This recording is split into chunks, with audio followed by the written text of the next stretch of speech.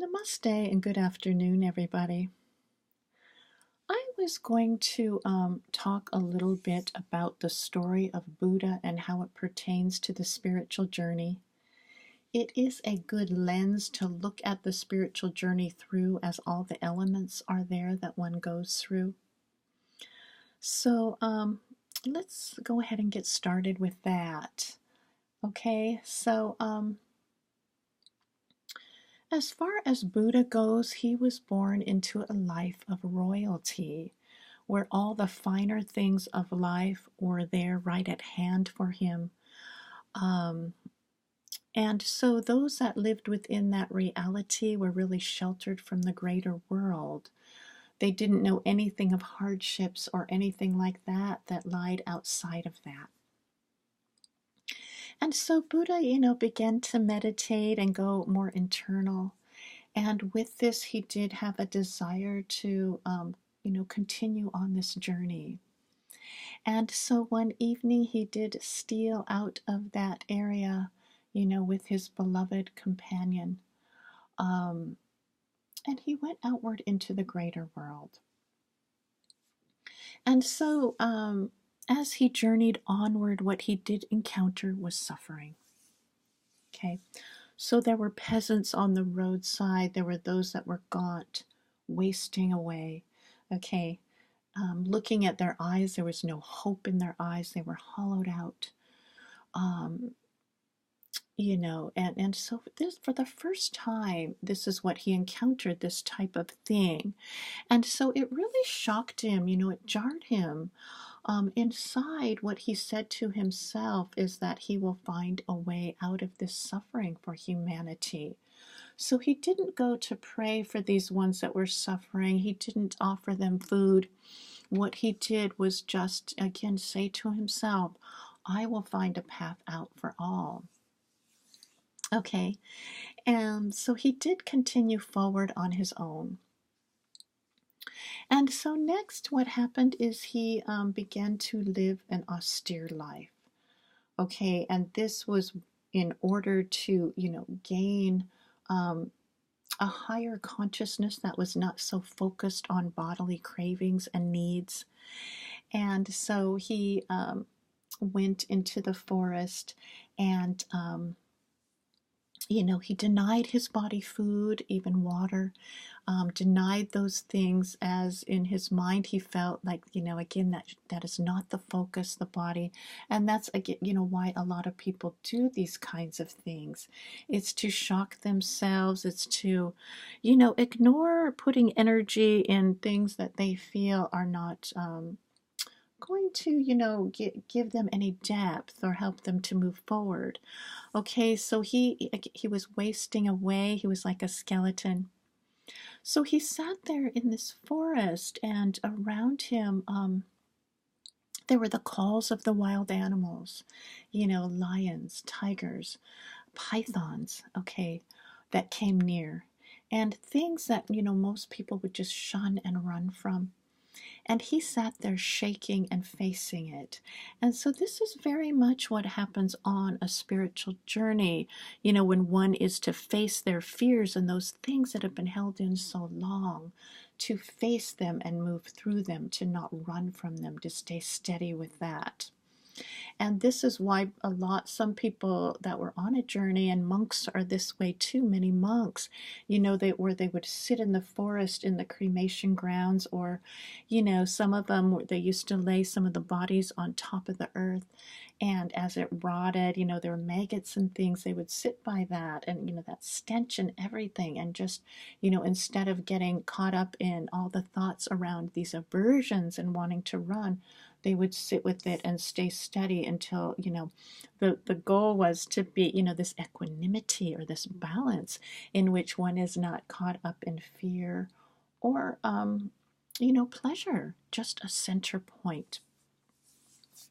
So this is again something that many immerse themselves in along the way. But on the spiritual journey, in our regular lives, we encounter enough of that. And so on the path I'm on, we don't manufacture that kind of thing, because all of us deal with enough of that in our life. We have death of loved ones. We have so much that comes along the way, so many fears in our minds in terms of our conditionings. That's enough. Okay, so we just keep looking at these things. But again, this is a symbol for this austerity. So with Buddha sitting there, and again, these wild animals coming around him, and he didn't run, and stayed with that. Okay. So this phase of things for him continued, where he encountered some teachers along the way. But when he felt like he got what he needed, or to a place that was, at another level, he did shed that, like coverings, skin of a snake, and just continued forward, and this is again like the spiritual journey, all the stepping stones along the way that come, to bring us to greater depths. And so, he continued forward, but he was getting very gaunt. His body was wasted away, he was weak. And so finally, a young girl came along and gave him some milk.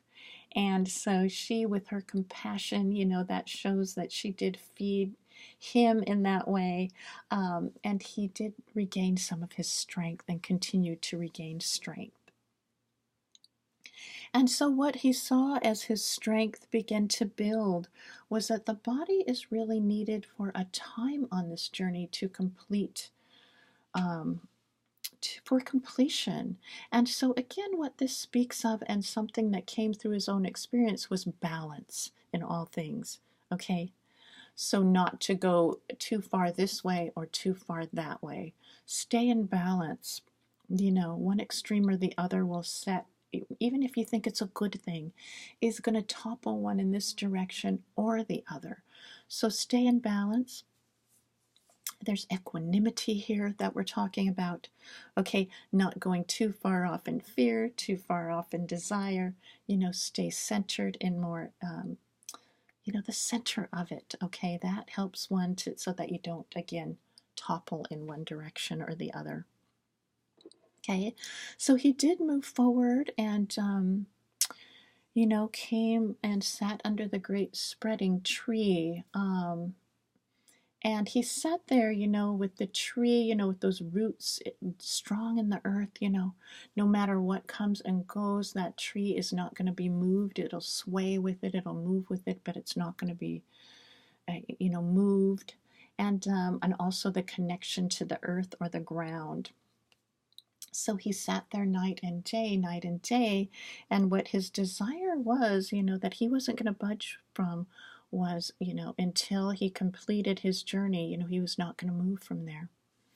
And this is, again, what those that are very sincere along the path, this is where their heart is, it's an unmoving desire that nothing is going to change it, no matter what shakes you to the core, no matter what changes come, that desire to complete the journey is not going to go anywhere. You're not going to give that up. Okay, so he did sit there and night and day. And what rose up was the goddess of Mara, which is deception and illusion. And those are any that are in this dualistic consciousness. Okay, when we're talking about dualistic, we mean when you feel like the body and mind are who and what you are, and then there's the world and then there's you. Okay, this separation feeling. This is Mara. This is deception and illusion. Okay, so this goddess energy was there, rose up in all its forms. And as we know with mind, it changes forms constantly. Okay, there's the devil voices, there's the angel voices, there's the visions of beauty, of darker things. Okay, all the different shades, just like we see in nature. Okay, different shadings, passing phases. That's what's there, always changing forms.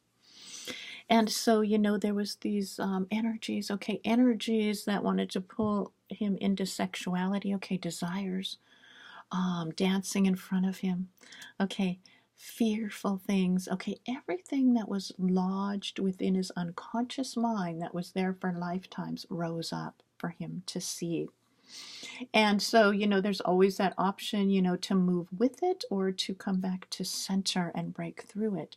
And his vision was more towards, you know, breaking through. Okay, so he watched these things in detachment, okay, with a witness them. Okay, again, not allowing them to take him on a ride, you know, and then if you do, you know, there's going to be another door that opens in which everything, you know, something completely different comes through, as we all know that have journeyed into that realm, which so many know of. Okay, so he stayed centered and he continued to watch these um, again, these shades of mind, these deceptions, this trickery really is what it is, and questioned it in order to break through. And eventually he did break through. He entered nirvana or nibbana, which means blown out. Okay, the mind is blown out of any conditionings that were there. All the thoughts that remained are gone.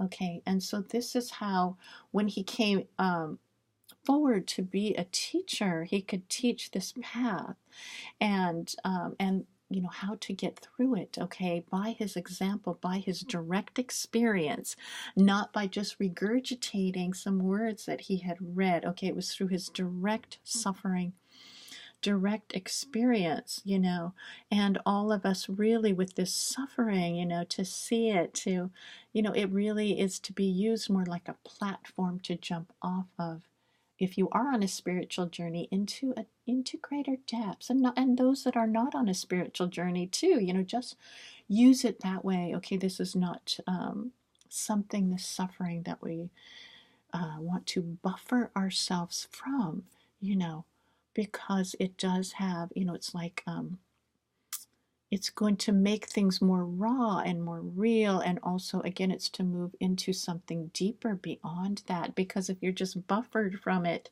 you know, and wanting all of this perfect thing all the time, then you're not going to have that depth. It won't come. You know, it'll be something else entirely, but not this pure peace. So this is the reality of it here. And so, you know, so again, there was this roadmap for those to walk that were wanting to come out of it, you know, within the elements that we see here. Okay, we see that he was, you know, he had a certain vision at first. And then he, as he began to go more internal, there was these desires that began to be stirred to go deeper into that, moving out of that world that he lived in, okay, in this perfect world, and then, you know, being shocked and jarred by this suffering, and then, you know, solidifying that desire for freedom, for peace, and to, you know, to find a way out of it. Okay, we have the austerity, the renunciate life, um, facing the fears, challenging ourselves in that way, not running from it, sitting with it, staying in balance, staying in that heart, okay? Um, and then, you know, taking care of ourselves, the body and everything, again, all within balance. And then again, the mind, you know, continuing to sit with it until that's broken through, you know. And so that's really what his journey is. That's what the spiritual journey is. That's exactly it. So a lot of people may, you know, feel like with Buddhism or with some of these other things that it's just more about, you know, lovey, lovey, lovey or something, or I'm just going to be all this lovey dovey and, you know, floating on clouds thing, and that's not it. It's actually a very hard journey. It's rough. It doesn't matter what the exterior is like of a person, you know, if they're involved in that journey, it's hard. You know, they're in the depths of things. They're looking at the depths, and they continue to do that. You know, it's a challenging journey. It's going to, you know, bring up everything you could imagine in your face until it's all blown out. And it takes lifetimes, and it just takes, you know, certain conditionings, things come up that will jar it, that will shake it, that will keep you going forward, as well as the right teacher comes at the right time. Again, when the student is ready, the teacher will come. So this is just, just putting this out there in terms of what the journey truly is. And, I hope it was helpful in illuminating some of it for people. And those that, I'm just wishing the best for those that are journeying forward. May you continue forward through all things, and may you have a great day. Okay, bye-bye now.